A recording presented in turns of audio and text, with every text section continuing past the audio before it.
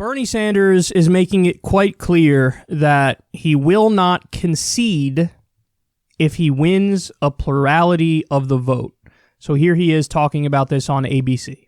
Junior supporters have said the candidate with the most pledged delegates going into the convention should be the nominee. That's a pretty clear contrast with the position you took 4 years ago. Here you are in May 2016. No. I hope that we will win the pledged delegates. But at the end of the day, the responsibility that superdelegates have is to decide what is best for this country and what is best for the Democratic Party. And if those superdelegates conclude that Bernie Sanders is the best candidate, the strongest candidate to defeat Trump and anybody else, yes, I would very much welcome their support.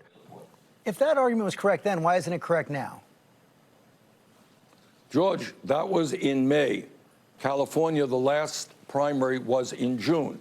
And what I said is, at that point, if I can create momentum, and if we win the California primary, then I think superdelegates might want to rethink where we're at. That was before the end of the process. What you're asking me now is if at the end of the entire Democratic process, a candidate, maybe Bernie Sanders, ends up with more votes than anybody else, and we go into the convention, and the Democratic establishment and the superdelegates say, hey, yeah, Bernie won more votes than anybody else. He won state after state after state, but we don't want him. Do you know what that will do to the Democratic base in this country?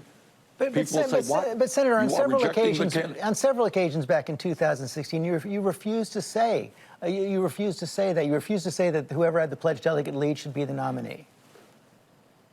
No, George, I think you're missing the point here. That was before California. After California, after Hillary Clinton won the pledged delegates, I did not go to any superdelegate. It was over. We conceded the election, and that we supported Hillary Clinton. So, you know, that is my point. I'm not being inconsistent with what I said in 2016. But I want you to think about it for a moment. If we go into Milwaukee, into the Democratic Convention, with a lead, having won many, many states, having won the people's vote, and that is reversed at the convention, how do you think people all over this country are going to feel?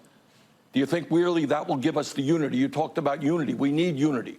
If you reject the candidate who has the most votes from the people, and you win it through superdelegates and the Democratic establishment and the corporate wing of the Democratic Party, do you think you're going to have the energy and the excitement and the grassroots movement to defeat Donald Trump?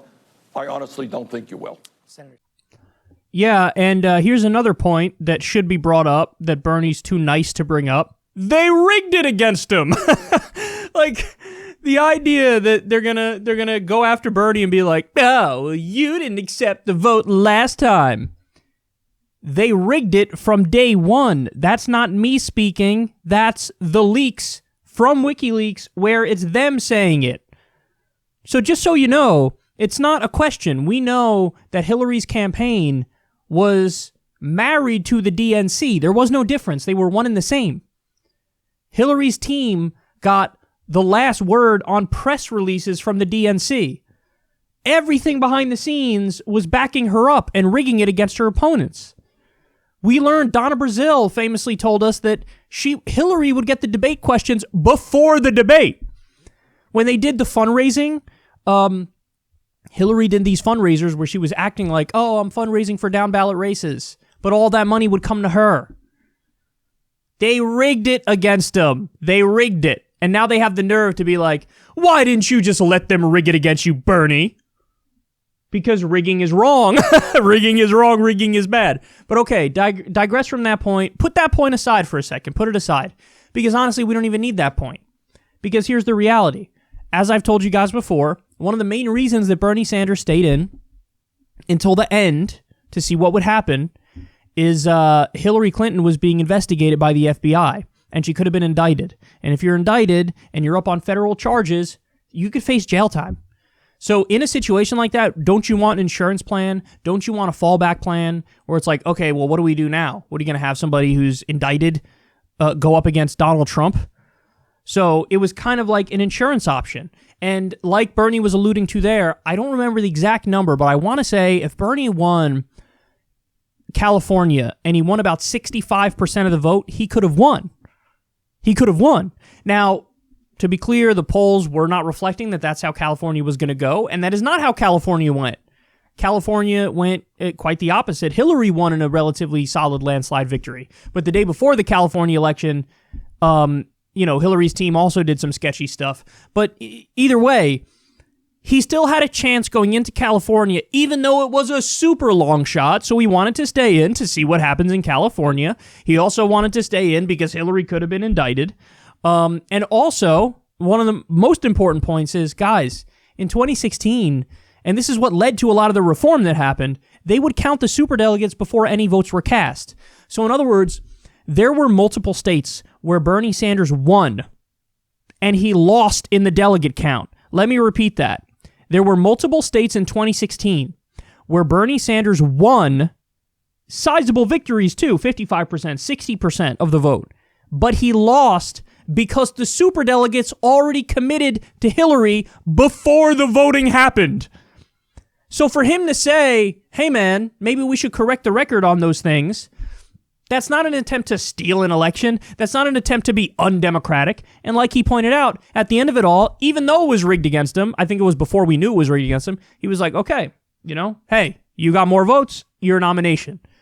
So they're trying to do the old, hypocrisy burn in order to say, so now we should be able to steal it from you. But the reality of the situation is, it was stolen, it was rigged in 2016 from the jump, and this time, we're not taking any nonsense. And Bernie's crystal clear now. He's not taking any nonsense. If Bernie Sanders wins a plurality, he will not go silently into the night like they want him to do. If Bernie wins a plurality and they steal it from him and they try to shove somebody else down our throats, first of all, Milwaukee will burn. That's what's going to happen. Now, I believe in peaceful protest. I believe in nonviolent resistance. But you think you could just override the will of the voters and then they don't do anything in response that could be violent? Who are you kidding, bro? But Bernie Sanders himself is saying, no, if I win a plurality, I will fight to get the nomination. And if you think you could, push him into a corner and say, no, we're picking this person who has fewer votes, and then Bernie will come out there all silently and be like, I'm now endorsing this person who just stole it from me. He's not going to do that.